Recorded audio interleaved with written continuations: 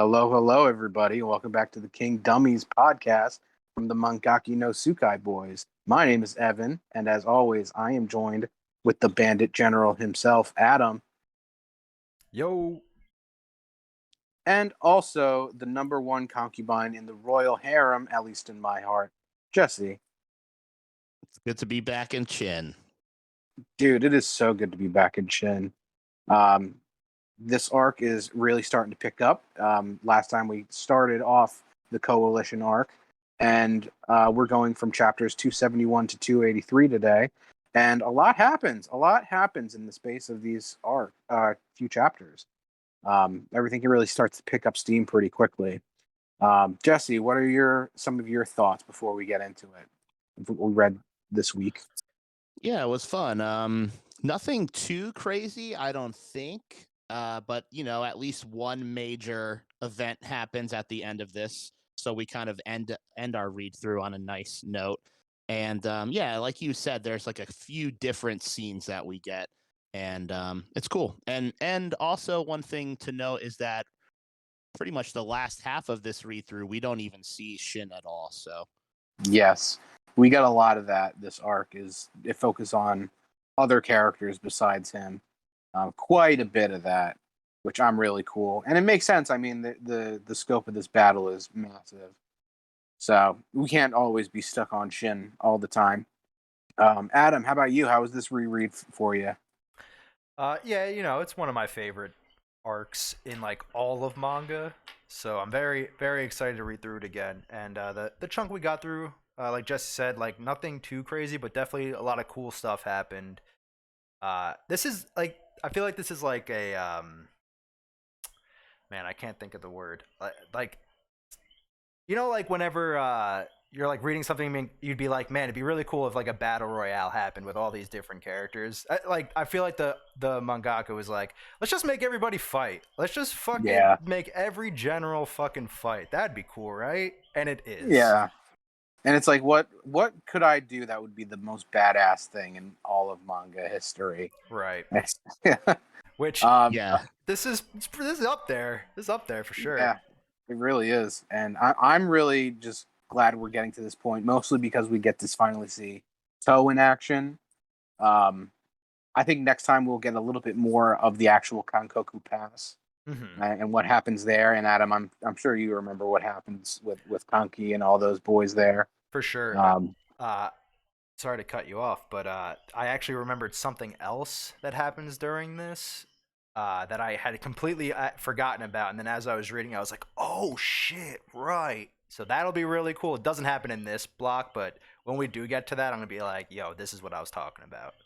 Yeah, and for the next time we do King Dummies, we'll probably do a pretty big chunk of chapters. Let's go. Just because so much happens and so much cool stuff happens, and partially because I want to cover it, partially because I want to read it.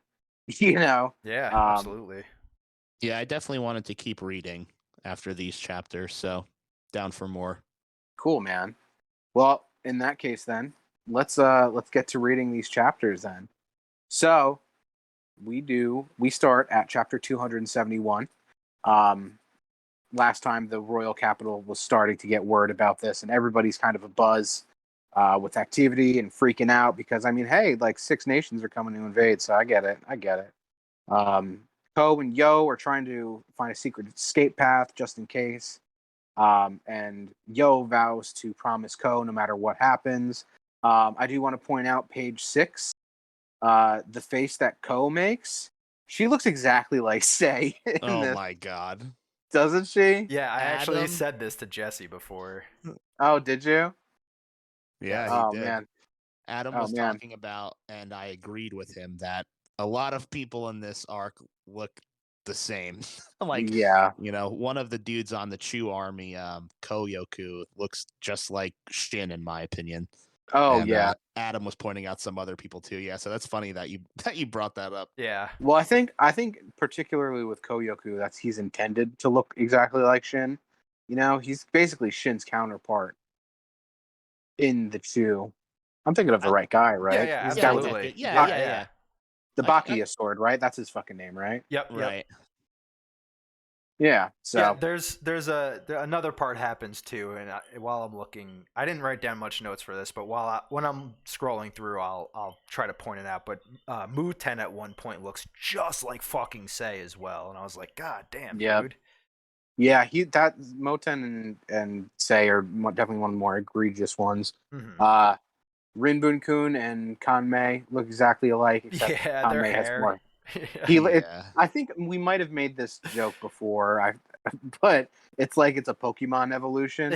You did. You Yeah, did. I think one of us made that joke previously. Oh, But maybe yeah, it was Jesse. I don't know. Someone did.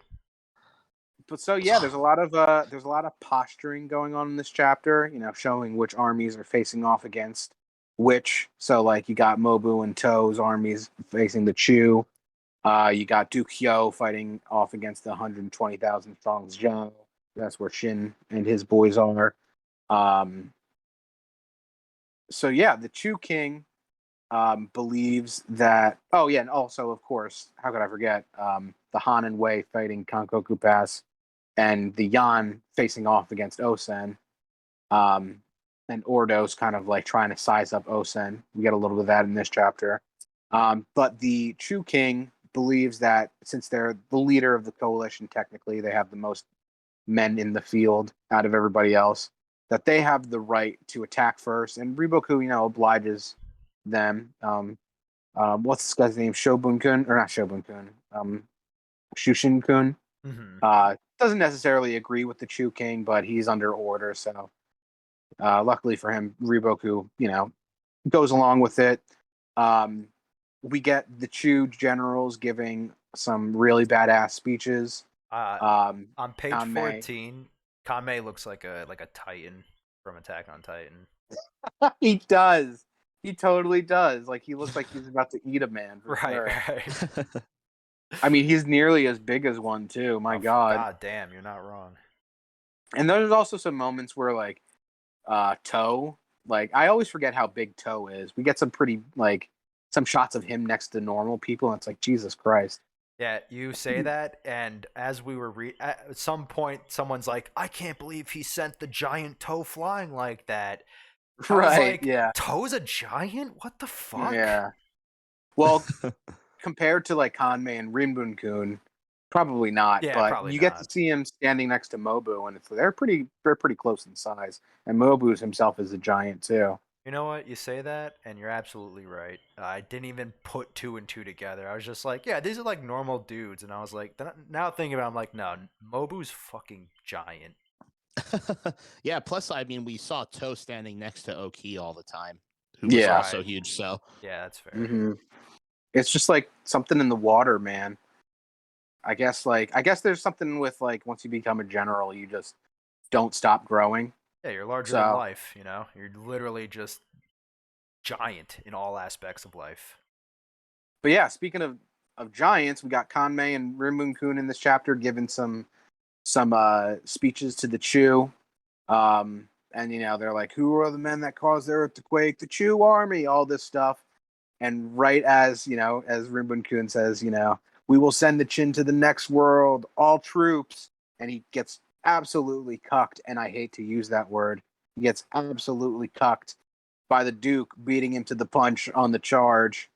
Um, that's on pages 17 and 18. I love how this one page is just the Duke yelling. Talk about fucking characters looking like Titans. This man, oh, every time they show him, he looks more like a beast, you know? Yeah, dude, Um, the teeth. so yeah, that was pretty amazing. I love how he beat them to the punch. Um, Next chapter, 272.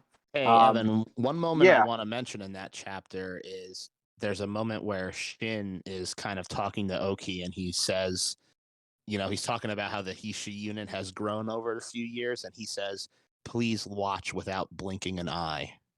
That's pretty badass, I thought. okay. Like he's speaking to, like the memory of Oki, right? Yeah, he's like, Oki, if you're looking down, don't Yeah, blink, don't miss this. nice. Yeah, that's Well, really yeah, we cool. even as us readers, we can't blink because so much shit happens. It's like, damn. Yeah, are there any other moments you guys wanted to talk about in that chapter before we move on? Nah, that about covers it. Okay, cool. So the next one, 272, it starts off with the Duke's charge. And one thing I don't understand is how everybody else can hear, like, on the first page here, he says charge, and Kanmei, all right, he's there on the same battlefield. I can get it. I get it. Or no, not even Kanmei. He's not even on the same battlefield. But the Wei and the Han, they hear it too somehow. So I don't get it. But everybody's shocked, and some people think that it's kind of funny that the Chin pulled a fast one, like Ordo of the Yan. He's like, "Oh, okay, cool. Someone actually pulled a fast one on Conway. That like somebody actually on the Chin side knows how to make a joke. Haha." So yeah, the Duke charges, and the Chu infantry make a spear wall really quickly, but it doesn't really matter. Um, I'm sorry, not the Chu. God damn, I always get my armies mixed up. The Zhao is what Yeah, I this meant. is the Zhao. Yeah, the Zhao. Yeah, the front of the Zhao gets completely wrecked. On page 4 of this chapter, we get an awesome shot of the Duke slicing and dicing all these boys. The spear wall meant nothing to this man. So this might be my favorite page in the series so far. It's like Okay. extravagant, right? Page 4. Are you talking about this huge double page of Duke riding through? Yeah. Yeah, I mean, this is ridiculous. And it's actually one of the few panels. I mean, I love it in black and white, but I would love to see a full color version of this page too. Oh yeah, totally, man. Because there's so much blood, and like all the Duke's forces behind him also wrecking shit. Um, he's cleaved like 15 people in one go. Yeah, I love the horizon too. Yeah, You like know? the shadows and fog of war in the background. Yeah, so the Zhao, they obviously take this as an insult, and they're determined to slaughter the Qin, even though they already did. But they just got cucked by the Duke, so they're extra pissed off. Um, And you hate to man, use that word. yeah, I hate it. I hate that word. You know what? It really sucks. It really cucks. I've said it like 10 Uh, times, Evan. Jesus Christ. you just, you know what? I really hate, and I wrote these down in my notes. It's really unfortunate how fucking bad the Chu generals' hairs are. Like they're really bad, man. But anyway, the Zhao start their I'm sorry, the Wei start their assault on Kankoku Pass at this time. Page 12 shows 3 different battlefields, and also page 11 shows the assault on Kankoku Pass. But page 12, I really wanted to point out because it shows everybody, all 4 battles, separated by different mountainous divides and stuff. Pretty awesome shot. We've talked about this plenty in the past, but I really like how they have these grand strategy type pictures going on. Yeah, Um, this one's great. So yeah, this is officially where the Battle of Kankoku Pass begins. It's not just one battle; it's 4 battles going on at the same time. And at the end of this chapter, Kyokai hears about what's going on, and she decides that she can't go to the battle, and she's just going to have faith in the unit. And to that, I say, God damn it. Kyokai would have been coming really clutch. I mean, I get where she's coming from. She's got to deal with her own shit. Plus, like, the battle's already underway, so, like, what's she gonna do? you know? Also, at the end of this chapter, it has a little solo journey of Kyokai, where she's ruminating on being alone and what it's about being alone, what it's like.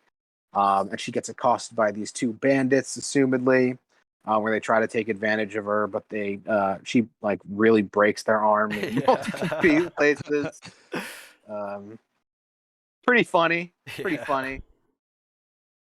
But yeah, that's how that chapter ends. Um, so let's, if nobody has anything else to say about that, we can go to 273, the start of a new volume. Ooh. And I guess the characters on the front are Rinbun-kun, To, and what's his face? Oh man, Rokuomi. That's it. Also on page 3, that has this picture of Kyokai in a dress. This looks like very modern. You know, like Yeah. she looks like she could, you know, that like it's a very modern apparel. It's kind of weird. I don't like it. I don't like it. I didn't like it either. But all right. The Hisshin unit in this chapter, they're pushing pretty hard, but Duke Hyo's troops are just absolutely deadly. Like the Hisshin unit's fighting really well, but they're like barely keeping up with Duke Hyo's unit. And it's really weird too, because this is fucking Rihaku of defense they're taking on here too, you know? Yeah. Like this isn't all-rounder Kosan Ryu we're talking about.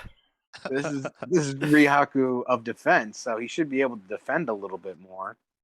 And especially deal with just like a headlong charge.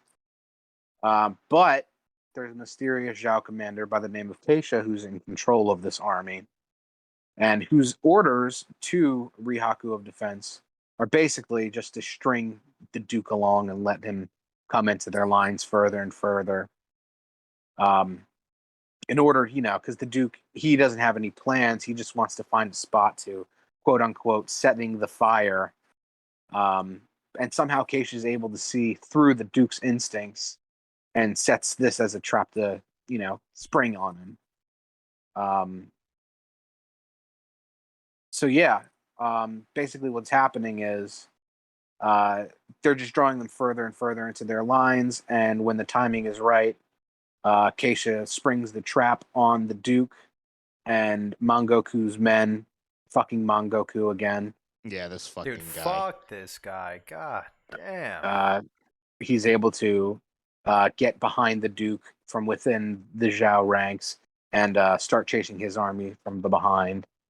And you know, the only way they talk about this in the chapter, the only way that this works is because Keisha himself is not like a strategist. He's another instinctual type of general, which makes sense. You know, if you have the most powerful instinctual type general, you know, you can't think around him. You might as well set loose another type of instinctual. Can I tell you something? I thought this was a woman. Yeah. Yeah, Really? literally until just now. I would Oh, say. Jesse. Oh, really? Just right now? Oof. Yeah, although it literally says right here, Keisha himself. But yeah, I mean, until Evan called him a guy, I was like, oh, I thought this was a girl. He's got a very pronounced Adam's apple. I should have known. I gotta look for that more in my manga. Listen, Jesse. We just got done with like 300 chapters of like, oh, is he a woman? Is he not a woman? Is he I a know. woman? Well, I fucking said it too about the other guy, the archer, Yeah. Hakure. That looks like a girl too. Yeah, I definitely could see where you would make that mistake. That, you know, I could see Keisha being a girl for sure. But Yeah, no doubt. I'm kind of taking the piss out of you, but no doubt. I do love it when you take the piss out of him. Oh fuck. Oh, I'm getting hard. Oh, fuck. But yeah, that's basically what happens this chapter. There's a lot of action in this chapter. The Duke does his usual thing, goes a little bit too far, and uncharacteristically falls into a trap because of it. So all right, chapter 275. What's it called? I'm sorry, no, chapter 274. What is wrong with me? So many things. We don't have enough time to get into it all. Goddamn. So all right. It's not often that the Dukes falls for someone trapped. In this chapter, Riboku makes it clear that, you know, while the Duke may be akin to a lion, where he's ferociously pounces on his prey with a savage fury, Keisha is more like a spider that lays down all these traps and waits for the prey to come charging into them with their own accord. And that's how they're different as instinctual type generals. It's a little bit esoteric, but it's cool. It kind of, it gets the point across. Yeah, Uh, a little dramatic. a little bit, a little over dramatic, but we do get some pretty high praise of Keisha from Riboku, who even says that he's lost a fair few times to him, like in simulated battles and stuff. Which goes to show, like, instinctual type generals are just as valid as strategist type generals. You're valid. Um, Jesus. so Mangoku is just on a tear going through the chin lines. They have their back towards him and they're following the Duke. And the only thing the Duke could possibly do to fix this situation is for him to go to the back of the line. But that's literally impossible for him right now. First off, he's already got momentum, but also there's like a tide of soldiers that are following him. So like to go against that tide would basically, it's impossible. But coming in clutch, Shin arrives in the back to fight against the Mangoku army and to try to counter. This was a little annoying. I mean, I guess it's only Shin and his units, but like they're literally just going off about, oh yeah, it's impossible for him to turn back. It's impossible for anybody to turn back.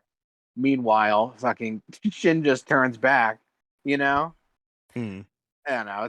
That's a little bit dumb to me. Yeah, I get it. Yeah, I get it for sure. It's a little goofy. It is a very cool shot on page 16, though.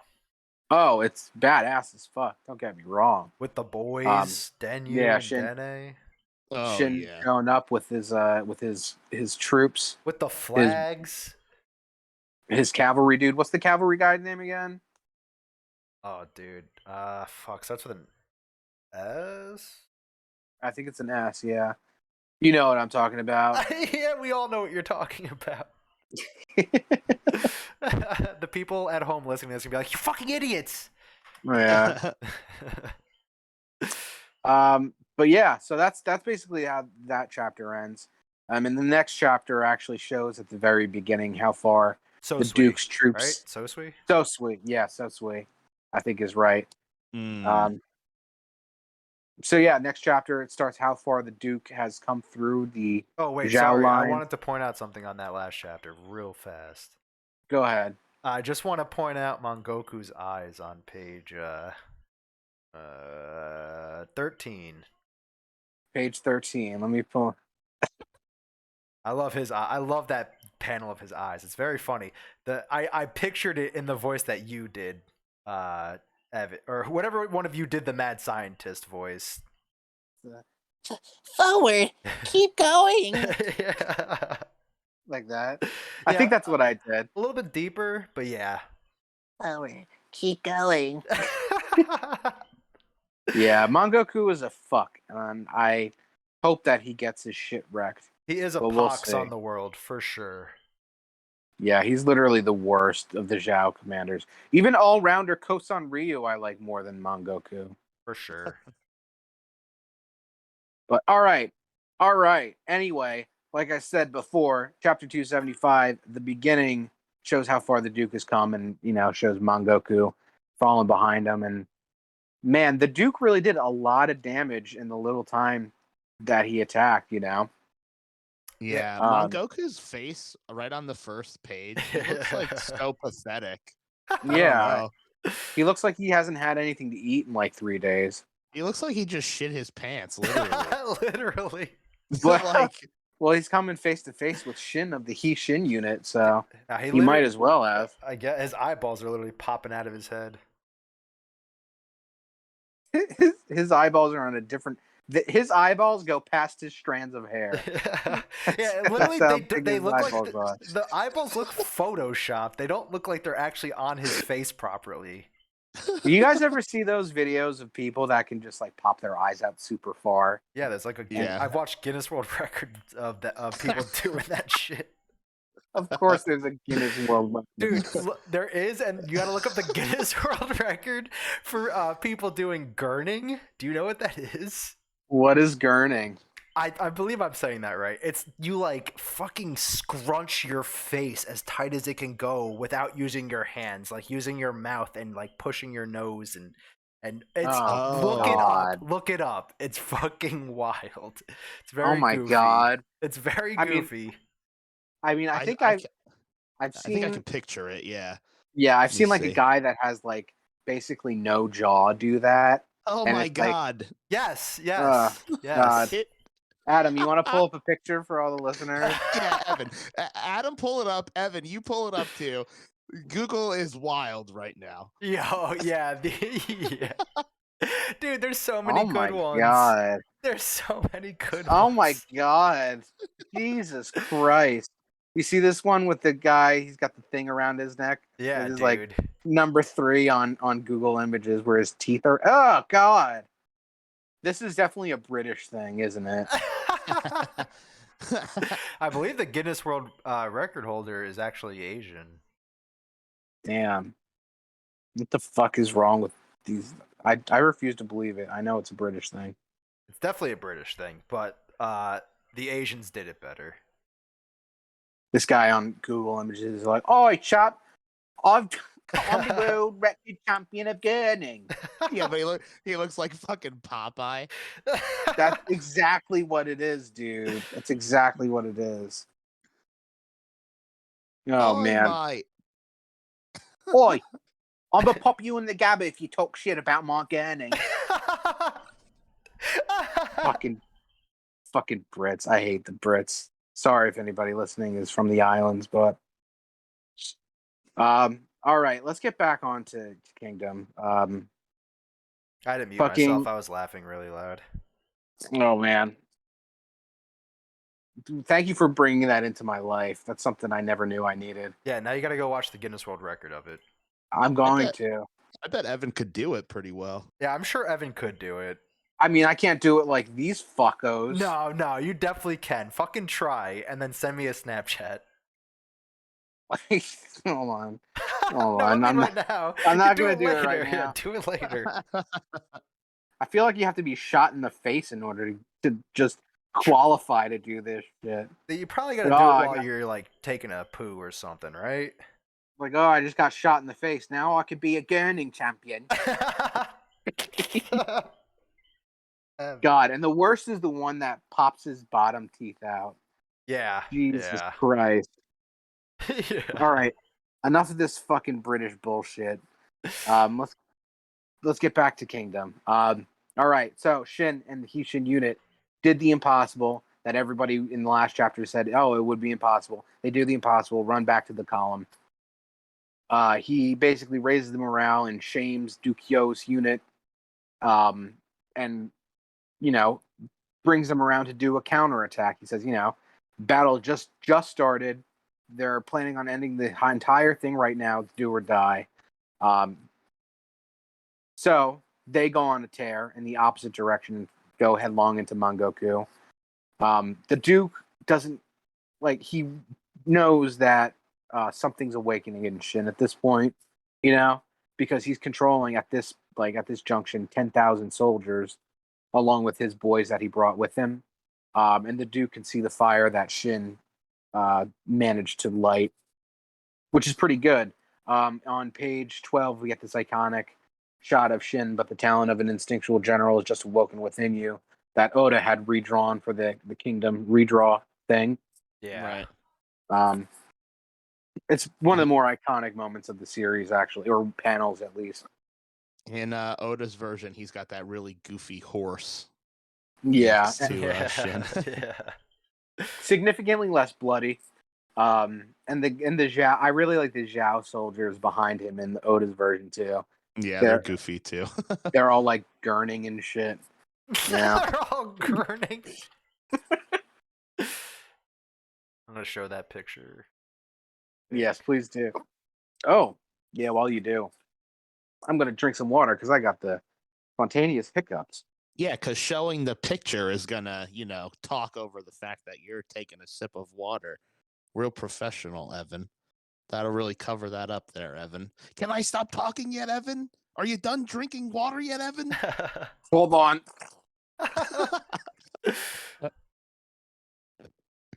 But all right, so the Duke recognizing counts of instinctual generals awakening within Shin. Meanwhile, uh, back at Kankoku Pass. Oh, before we go to Kankoku Pass, I should say that the Duke is going to use this opportunity that Shin gave him to go exactly straight towards the Zhao commander hiding in the back. And the Duke makes the point like, yeah, it's been a while since I fought someone that's like me, you know. Meanwhile, at Kankoku Pass, the Wei are just getting absolutely slaughtered by arrows. I like how they fucking on page 15, you can see they have the ladders that are not even halfway up to the Yeah. wall, top of the wall, but they still put them up. Like Yeah, what? We had too big a wall. You used too small a ladder. Now your troops are absolutely fucked. Nice. I think you should leave reference, buddy. Yeah, and the Thank funny you. thing about the ladders is, I think in like in another chapter, like later on, they show like the front of Kankoku Pass, and these guys are like all the way climbed up, and the ladder is completely packed with people. Still, it's like, what are you? Yeah. Why are you even on the ladder? Why are you Wait, even what are that you high doing? What are Just you? like they're going up and then falling down. Like, that's up? literally what it looks like. They're climbing up and they're getting shot with arrows and dying. That's the only thing that's happening right now. This very much reminds me of a siege battle in Mountain Blade. Adam, I don't know if Oh yeah, you've played Mountain Blade, so oh I'm sure yes, you would. Very much reminds me of that. for sure. Um, but even though all these boys are getting peppered with arrows and the Chin are like yelling at them, like, "Hey, stop being you're being fucking idiots! What are you doing?" The Gohome is mysteriously smirking and is unperturbed at the end of this chapter. Unperturbed. Chapter 276, Homei's Hand.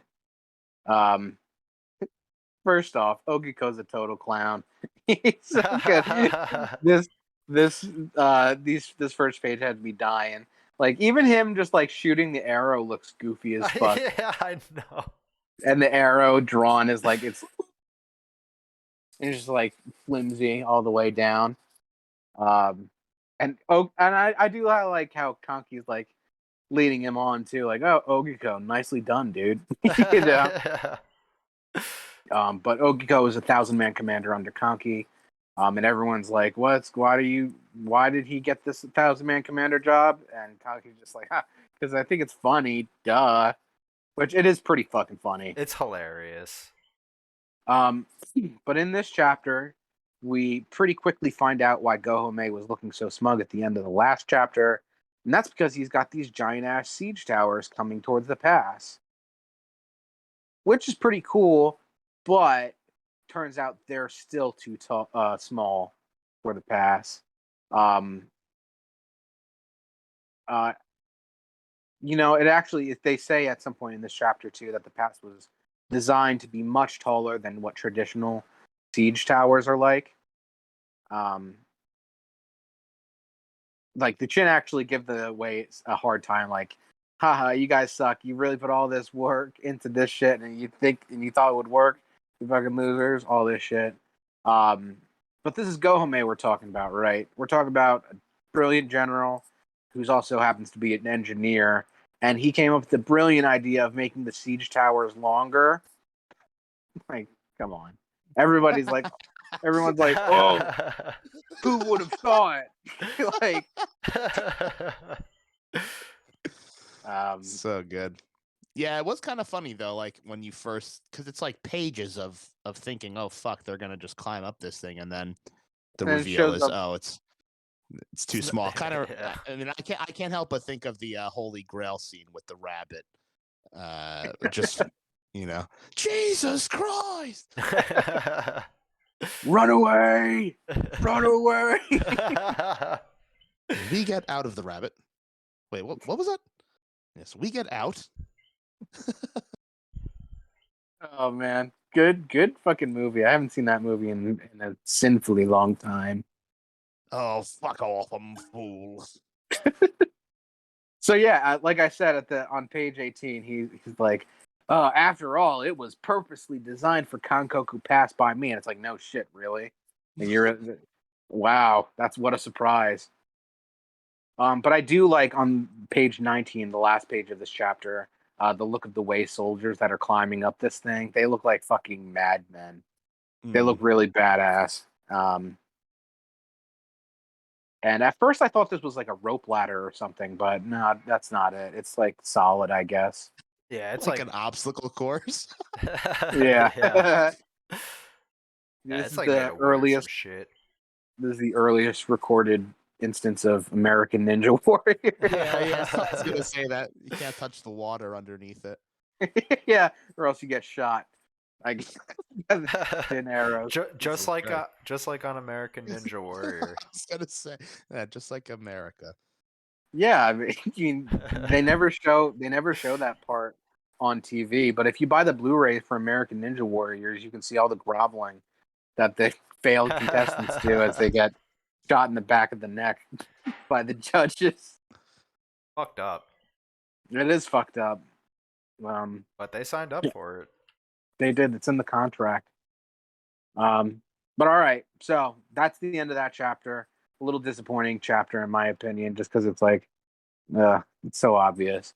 Anyway, chapter 277. All that shit talking from the chin backfired them because the way soldiers are all just mocking them. They're all like, "Oh, we have a bridge on the top of the pass. Whoa, never in 100 years. What a load of horseshit." And I mean, as they should. That makes sense. They were just getting shit talked for, and while also being murdered at the same time. I'd probably be doing the same thing. Um, but the Chin are kind of like holding the Mac at the top. That is until a second siege tower appears on the horizon. I don't know how they hid these things. Um, Under a this thing big is tarp. like they just hid it behind the mountain and just pushed it out. Right? Like what the fuck? Look how big it is.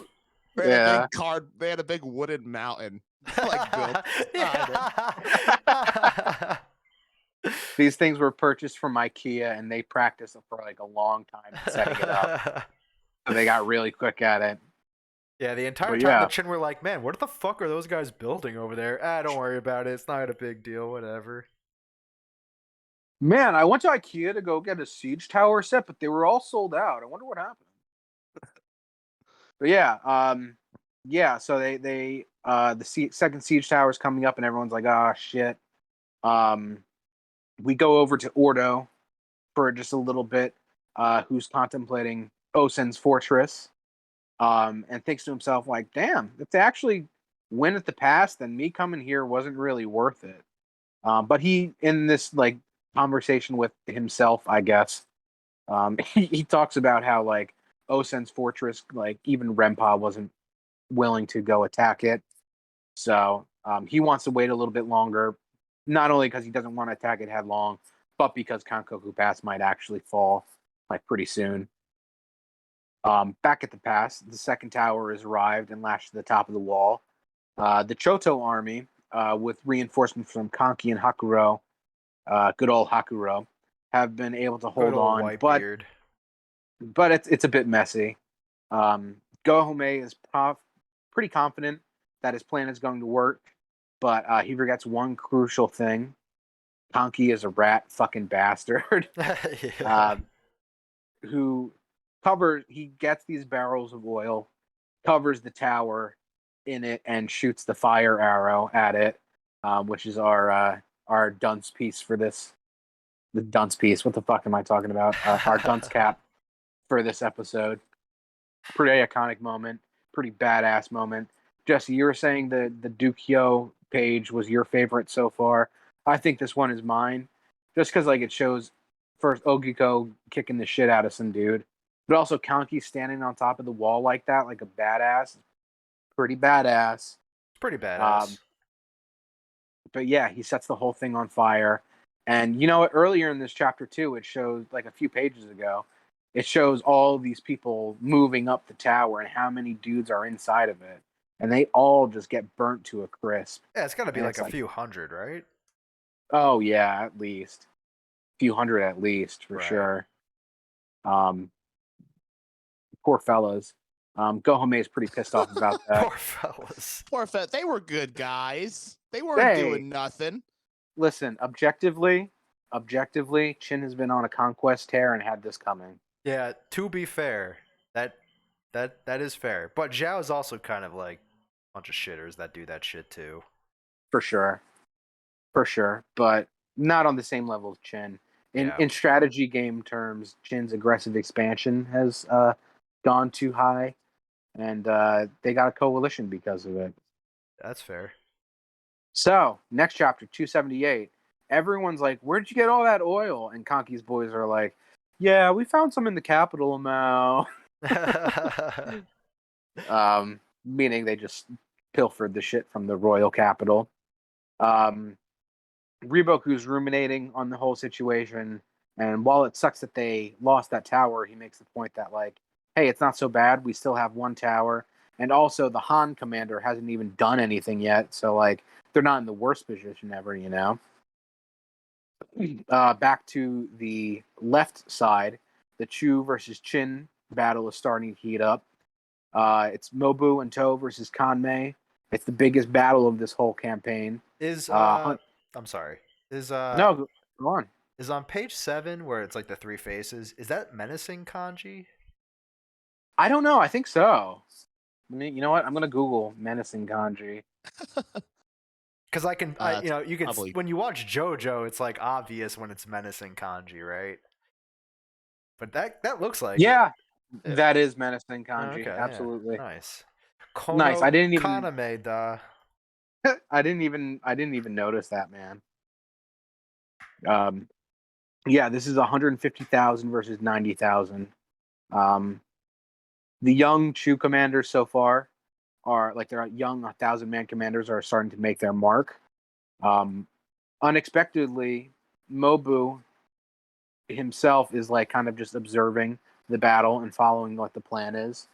In a flashback, we see that the plan is to keep the Chu divided and for Mobu to take out the enemy commander, to which I say, gee, what a fucking surprise that is. Yeah. I feel like that's every fucking battle plan that's happened so far in Kingdom. But it is what it is. And that flashback was with Moten and Mobu speaking. And we actually get a little bit of respect from Mobu over to Moten's side, which is nice to see. Yo, for some reason my page is not loading, but there's a panel where Moten says something to his father, and Mobu literally just turns into a giant fist. It's pretty funny. I don't know if you guys caught it, or like, you know, What? not like, yeah. it's like symbolic, you know, like That's, he's just a giant fist. Yeah. Page 13 and 14. Yeah, he's like, Yeah. charging that army without a plan isn't going to work out very well, you know? And he's like, did you come here to tell me something like that? You know, that's pretty funny. I also like, yeah, on page 13 they do the but maybe thing with Moten where he like asks something and he's like, haha, never mind, but he's like, but no, but maybe. Yeah. That's so funny, man. I really like the dynamic between these two characters. It's certainly better than Ohon and Osen, you know? There's like no dynamic between those two. Right. Yeah. But there really wasn't one between these guys as well. It's ever since Mobu's become like a cool character now, you know? Yeah, after Oki's death. Right. Because prior to that, he was just angry and just wants to kill everything and doesn't respect his son because he doesn't look at him as like masculine and all that stuff. But Moten's coming into his own and showing like, hey, I can do things. And Moten's badass. Yeah, and on pages, what is this? Page 16 into 17. The last thing on page 16 is the flashback where Mobu says, good luck to you. And then it shows Moten just tearing shit up. And it's pretty awesome. But the chapter ends, with Moten facing off against the 1,000-man commanders. What's this guy's name again? Koyoku, right? Koyoku. Koyoku, yeah. Koyoku. Yeah. Adam, is this the page where Moten looks like Shin? Or Sei, you were saying? Oh, I think it is. I think it might be. He looks 'Cause just like he him. looks like somebody. It looks like somebody. This isn't. I think this. Yeah, I think this is it. I'll keep my eyes open, but I'm pretty sure this is it. He does look like Sai. So, guys, chapter 279, Moten's sword. At the beginning of this chapter, Moten nearly gets killed by a sneak attack. Could you fucking imagine if that's how that happened? Like, I'd be a little Moten just annoyed. gets his fucking head chopped off without even a duel. We know what I wrote in my notes, right? Moten Ultra Instinct? Question mark. I think if any character in Kingdom had Ultra Instinct, it might be Moten. So yeah, in this chapter, Koyoku pulls out the sword after a little duel with Moten, where Moten's kind of parrying his strokes left and right. He pulls out the Bakuya sword, which was foreshadowed back for us it's been weeks and weeks. Well, I guess for the readers it's been weeks and weeks too, as the as it was coming out. Well, he doesn't pull it out quite yet. Yeah, he doesn't even pull it out yet. He goes to. Yeah, he goes to, but Rokuomi interrupts the duel by arriving. Arriving. Well, he crashes through with Yeah. with the rest of the remnants of the Oki army, and they really want revenge against Rinbun-kun. Rokuomi's fucking pissed off, as he usually is, but he's especially pissed off because Rinbun-kun murdered Doki. And he and his men crash through the enemy lines. Where are we? Page 15. Rimbo saying that what everybody else is fucking thinking. Where he says, just what is the reasoning behind that utterly absurd hairstyle of his? Or is there no deeper meaning and he simply lacks a sense of shame? The fucking best thing that a character has said in this series, but unfortunately, right after that, he gets shot in the head by that fucking Hakure. Yeah, that fucking that archer. scumbag. What a fucking asshole! What a fucking girl. We would have just had a dope duel between like a 3-way duel, but this fucking asshole, coward, could never be able to fight anybody by themselves. This is like me when who did this before? Oh, fucking that guy, that one of the 10 bows of China fucking shot Oki in the back. Yeah. And I was like, what a fucking scumbag. That guy's a fucking coward. Then he died immediately after, and I was like, well, he's... Well, yeah, didn't Hoken kill him? Well, yeah, it was during the Hoken fight, and then Hoken killed him. But I'm saying directly... No, I'm saying, like, who killed the bow of China? Oh, it was Shin. It wasn't Hoken. I was thinking, like, I was thinking, spoiler alert, for One Piece chapter 900 something. I was thinking of Katakuri fight with Luffy, Adam. You know what I'm talking about? Yeah. When Hoken kills Luffy? Yeah. Christ. Yep. Yeah. Hoken appears on Whole Cake Island and kills the Straw Hats. Not canon. On Riboku's orders. Anyway, the next chapter starts off with a little Karyoten thing, where Karyoten tried to do like one of her little poses, but it's not cute anymore because she's not like a kid anymore, Also, Karyoten smoking that good kush. Yeah. Look at her eyes, bro. Look at her eyes. Yeah. I'm not a kid anymore. Oh, wait. I'm not a fucking kid, Mom. I actually wasn't paying attention. What are we looking at right now? Page 2 of chapter 280. Karyoten smoking that greenery. Which, I don't know if we've ever talked about this before. Do you think they smoked weed back then? Dude, shut up, dude. Shut up. God. Let this guy on the podcast. God. It's called a callback, dude. Yeah. Oh my goodness. It's called a flashback. It's a talking head, bro. What do you not get about it? It's a cold open, dude. Come on. Like my favorite show, The Office, bro. Do you know? Have you seen The Office? Jesse, tell him, Jesse. I like Parks and Rec better. Kind of though, right? I mean, no, I don't. But I could see why somebody would, honestly. I like them both equally. They're both great. Both good shows. And so is Schitt's Creek. If you guys haven't seen that, I haven't, but I you hear really it's should. great. It's really fucking funny. Yeah, I've seen some episodes and definitely laughed at the episodes I've seen. They're all. I think every season's on Netflix. It's only like 4 or 5 seasons, something like that. I think. So I'll say this much, guys. If I was in ancient China, I would definitely be smoking weed. For sure. I'd be smoking weed and fighting on the battlefield and probably dying on my first battle, but I'd be high for it at least. Yeah. I'm going out in a blaze of glory, bro. Get it? Get it? All right. Enough of The Office and Parks and Rec. We're here to talk about Kingdom, you fucks. We last left off with fucking what's his face, Rinbo getting shot in the head.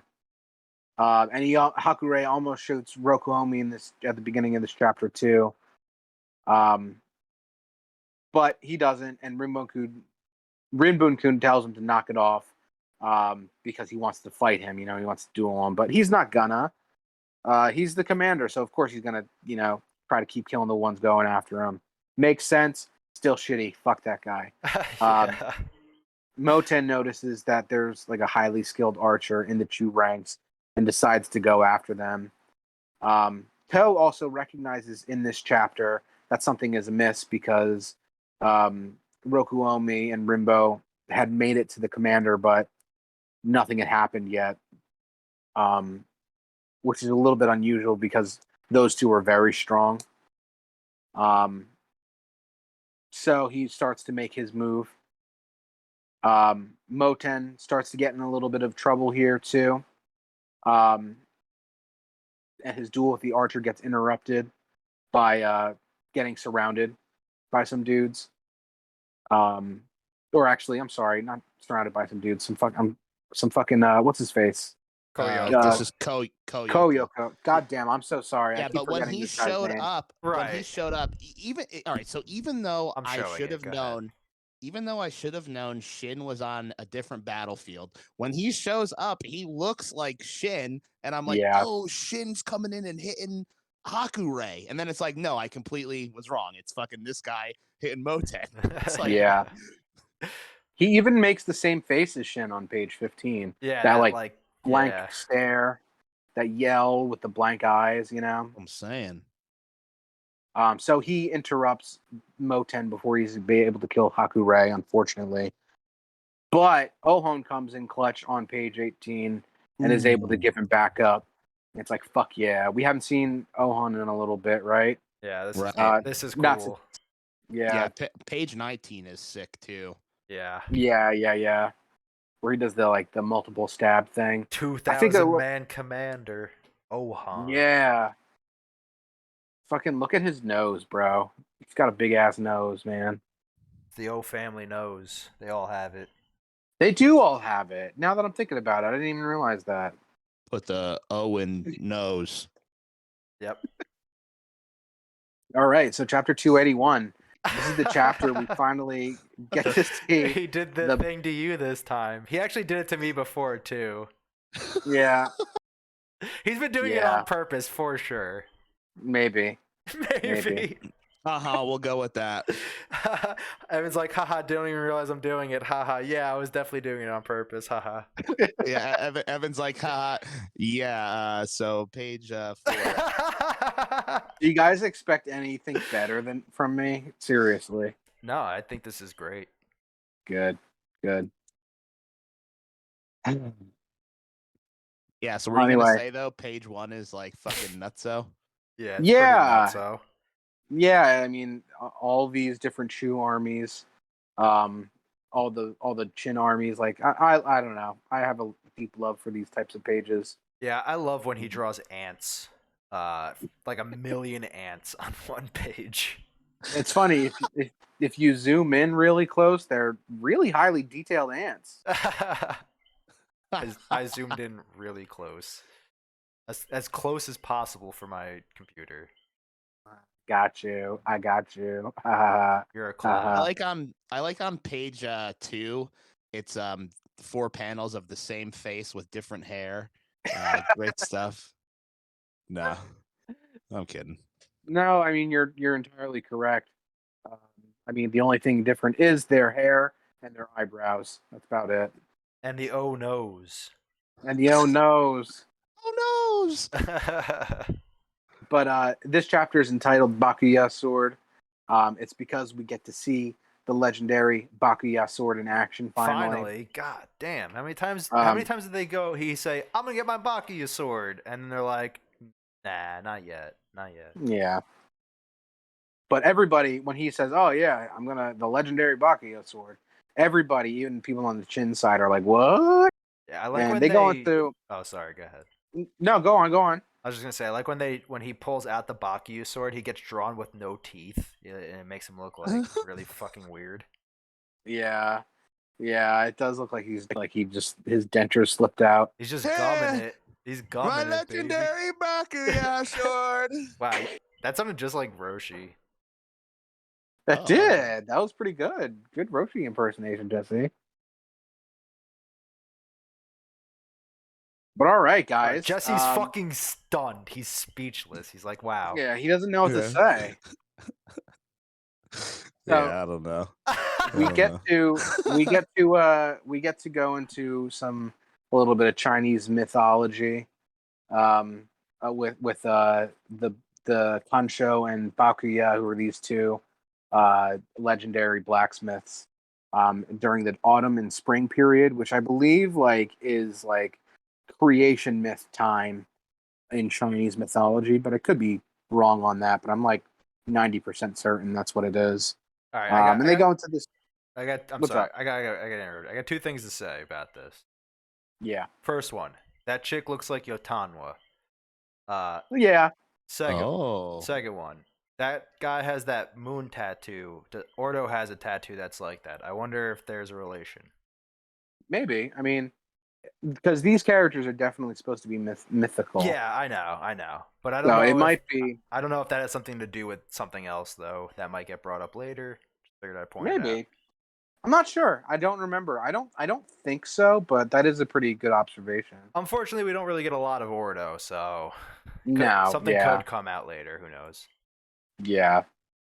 We get to see. Hopefully, we'll see a little bit more Yan in the future too. Yeah, I hope so. Yan in general, but I feel like the main antagonist in this manga is definitely Zhao. Yeah, For sure. definitely. But all right, the boys, they start up their duel again. But before they do, we go back to Rokuomi for a bit, who's unfortunately getting his shit knocked off by Ribun-kun.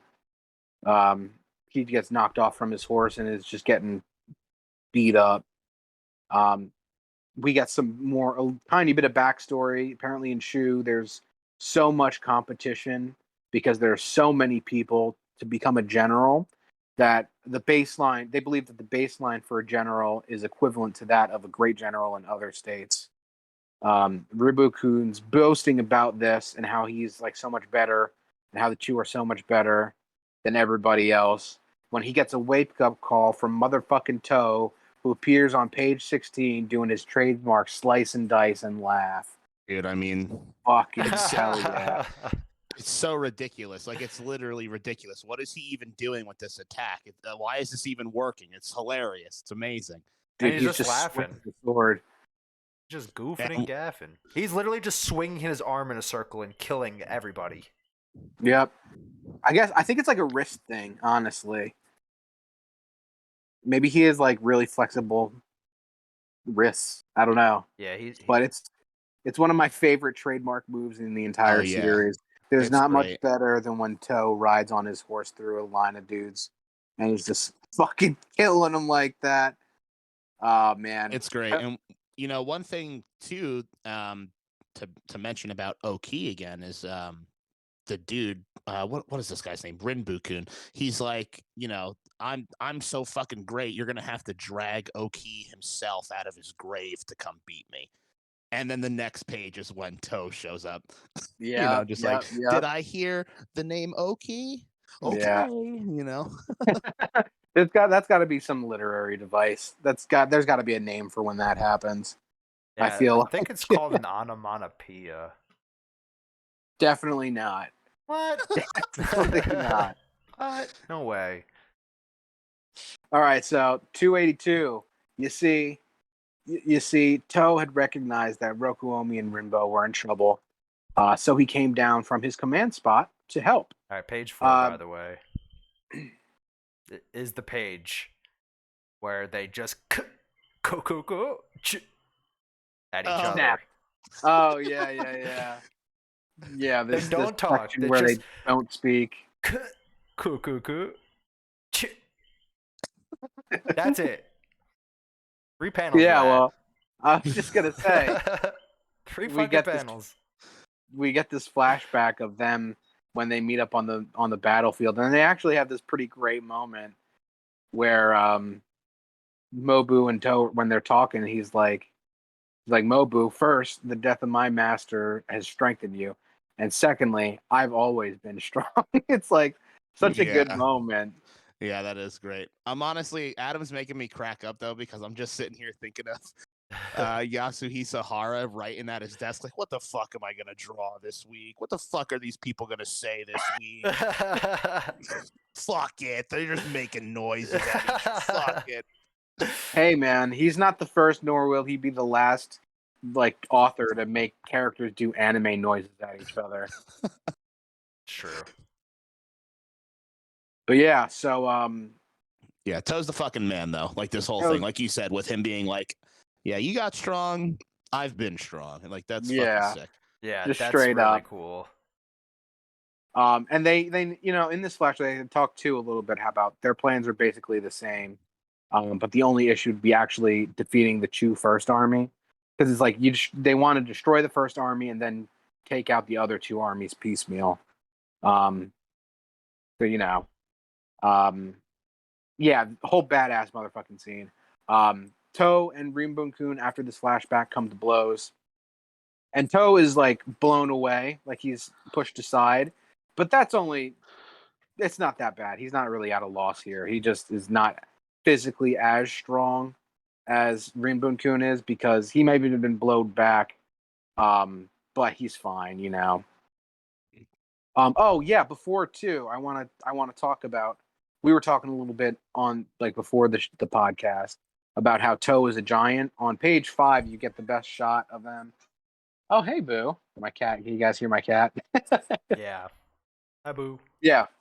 On page 5, we get a shot of them sitting next to each other, and yeah, Toe is basically just as tall as Mobu is. For That's the wild. most part. Like he's a few inches shorter, maybe like 2 inches, 3 inches shorter. Yeah, but yeah, so we get a little bit of backstory on Rinbun-kun, how he fights in the south against the tribes and what is now, I guess, Vietnam and Laos and stuff, and how he's overcome massive trials to get where he is. But despite all of this, Toe is severely pushing him back and clearly winning this duel. And this chapter ends off with the great line, just impossible. What the hell are you? And Toe just instantly is just like a great general of the heavens. It's like, I love that line. Oh, it was so cool. Yes. Every time it pops up, it's like, oh, it gets better and better and better, man. So good. Seriously, was there anything else you guys wanted to talk about on that chapter before we go to the next one?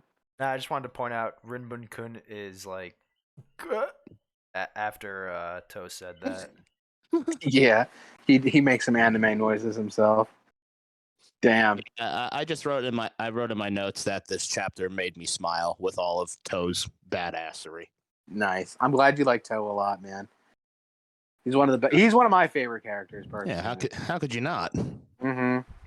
Did you expect Toe to be this important or this badass when you first met him, Jess? Well, he was always kind of Oki's right-hand man, so you know, there's always that, but we really haven't seen him pop off. I think we've seen that like, you know, circular thing he does like once before, but yeah, we Yeah. really haven't seen him pop off. So I'm excited to see the rest of this arc. I know we still have one more chapter, but like that's the whole thing about this read through is I know that this is just the beginning and there's like 80 more chapters. So Yeah. I'm just like ready to see everything really start popping off. All right. Well, like I said earlier on, we'll go through a good bigger chunk of chapters next time. But before that, let's finish this off with the last chapter we'll be covering today, chapter 283. This starts off. The duels are continuing, but Hakure has a mind to put an end to them. Thankfully, Moten was able to catch on to Hakure's like chariot thing and slice his bow up, so we won't have to deal with any more of his extra bullshit. He even slices his arm a little bit and like his torso, cuts straight through his armor. Thank fucking God someone's taking him out of commission for a tiny little bit. All right, back to the duels. Rinbun-kun doesn't understand how he's losing, how this is happening, how Toe's able to keep up with him. Honestly, I just got one thing I want to point out about this duel. How is Toe's sword not fucking breaking? Because he's a great general of the heavens. Oh, you're right. You're right. No, that's a valid point. It doesn't make much sense. I mean, I'm fine with Toe kicking this guy's ass, but I'm just saying, like, I feel like it should have broke at one point. Yeah, it definitely should have, no doubt. Because the guy, you know, the guy, I don't know, I forget what the name of this weapon is, but it's like a giant metal spiked club. Yeah. So it definitely would have, absolutely. But yeah, Rinbun-kun, like I said, he doesn't understand how he's losing.